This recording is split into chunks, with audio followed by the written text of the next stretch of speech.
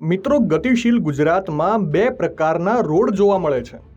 એક હોય છે ડામર રોડ, જે પાક્કો અને મજબૂત હોય છે, અને બીજો હોય છે આ દ્રશ્યોમાં દેખાતો પાપડ રોડ, જે હોય છે આમ તો ડામરનો, પણ એને હાથથી ઉખાડીને પાપડની જેમ લોકો તોડી પણ શકે છે.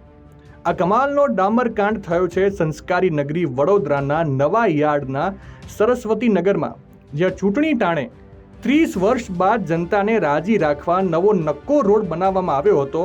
અને આ 30 વર્ષ બાદ બનાવાયેલો રોડ 48 જ કલાકમાં હાથથી ઉખડી રહ્યો છે. આ દ્રશ્યો જોઈને લાગે છે કે ભ્રષ્ટાચાર નહીં કરવાના સીએમના આદેશને કોન્ટ્રાક્ટર અને અધિકારીઓ જાણે ઘોળીને પી ગયા છે. હજી 2 દિવસ અગાઉ જ બનાવેલો રોડ હાથ અડાવતા જ પાપડની જેમ તૂટી રહ્યો છે. જનતાનો સવાલ બસ એટલો જ છે કે ક્યાં સુધી તેમના ટેક્સના પૈસાથી ભ્રષ્ટ અધિકારીઓ અને કોન્ટ્રાક્ટરો આવા કૌભાંડ કરતા રહેશે અને જનતાના પૈસાથી તેમના ઘર ભરતા રહેશે. આ બાબતે તમારો શું અભિપ્રાય છે? કોમેન્ટ કરીને જરૂરથી જણાવજો.